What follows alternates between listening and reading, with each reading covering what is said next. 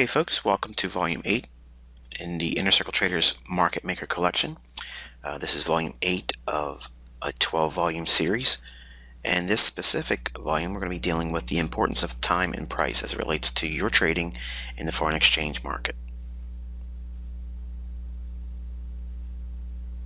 Now, what is so important about time and price, and what are we going to be dealing with specifically as a teaching for this particular model? We're going to be looking at how do we use higher time frame charts to trade with the market makers. Like, what is it you're specifically looking at the higher time frame charts to derive a specific insight from? What is it that you're supposed to be doing?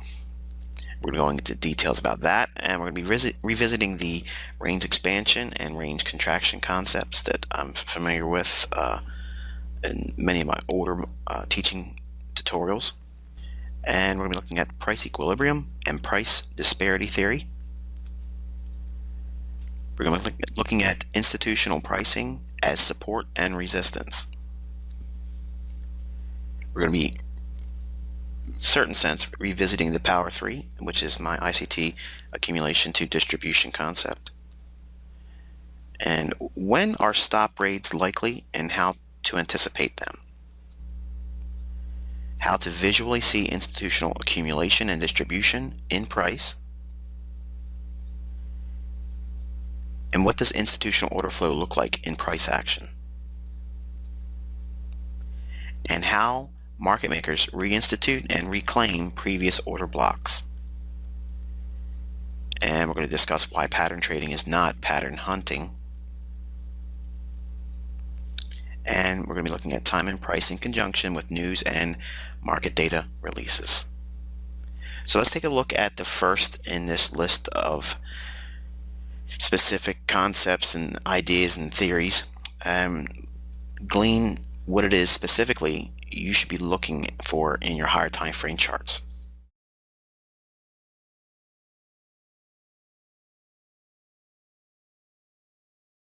Okay, folks, we're looking at the British pound, USD, otherwise known as the cable in the FX market. Now, when we look at the higher time frame charts, we obviously start at a monthly, work our way down to a weekly, then to a daily, then to a 4-hour. And then below 4-hour, we only concern ourselves with the 60-minute, 15-minute, and 5-minute. Now, prior to going below a 4-hour chart, it's imperative that you understand where you're at in the higher time frame, because contrary to what you might believe, okay, and what's being led, you know, to have neophytes believe on the internet, and many courses and authors focus on having a 1-minute perspective or a 5-minute perspective because they're so ingrained with a thought process that the intraday charts are closer to the market. No, I'm going to dispel that whole idea right here. Is there a benefit or a use of using those lower time frame charts when you have a perspective that's based on a higher time frame? Certainly, yes. But by far and large, you're going to learn, and you probably can admit if you were in a classroom setting with me, you would all probably be raising your hands now. You were all indoctrinated into the technical analysis world with foreign exchange with lower time frame charts like 1 and 5-minute charts, or even tick charts. Well, that's really not getting you closer to the market. Okay, I'm actually going to turn the tables and actually show you how you really get closer to the market. Okay, because the market is defined by the deep pocket institutional bank traders. Okay, they are the market. We are just fleas on the back of that dog. Now, sometimes they'll scratch and kill us, and then other times we're lucky enough to ride along on their coattails and you get to wherever they're trying to get the market to go to. But it's important you understand that in this whole series, I'm trying to pull back the veil, if you will, for all of the retail traders to get a institutional perspective that is not really taught, as it relates to using price action. By far and large, you're going to find, if you look at all the things that are available, everything is based on a retail perspective. Indicators mathematically derived on what's happened in the past on the left side of your chart, type thing. And just because you're looking left doesn't always give you clues to the future. Okay, not just simply looking at retail indicators. Okay, that's not going to do anything for you.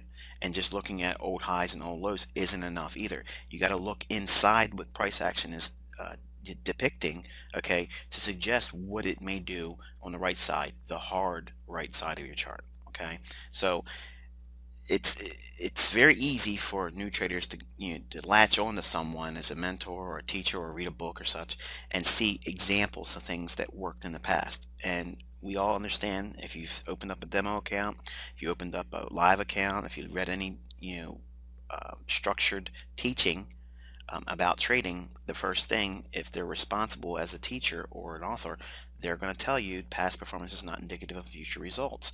And that's true. And that is not any exception to my rule of trading either. My things aren't always 100%. In fact, what you're going to find is many times when it fails, it's because we, the trader, misinterpreted it. Okay, so there's always a human fallible component to everything, and trading with my tools are no exception. Okay, so keep that in mind.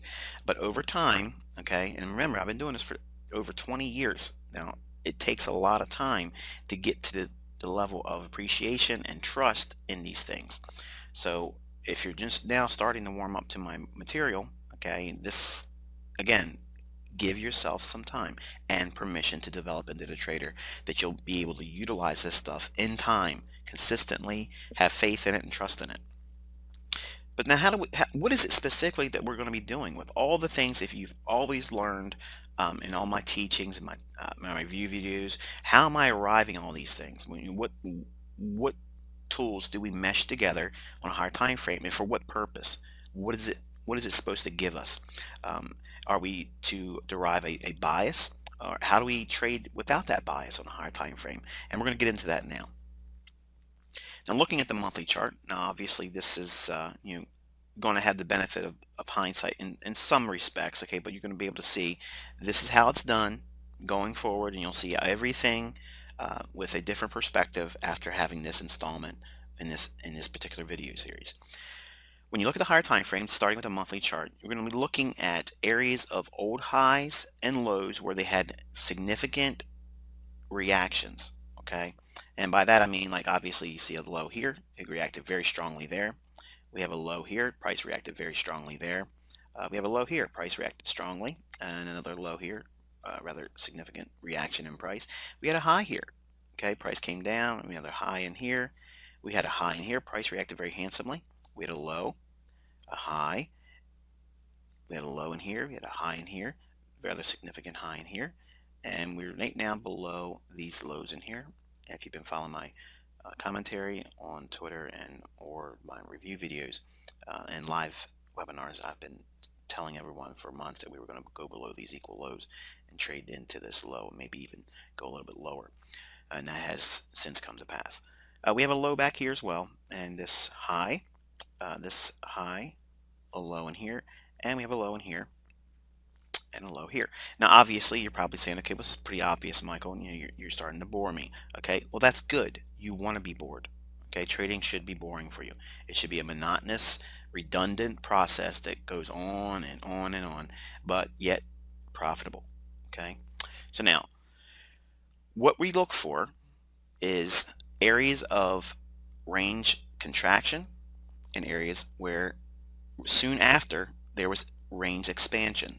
Okay, now what do I mean by that? Well, we had an area in here where we moved from big ranges, the large range moves lower.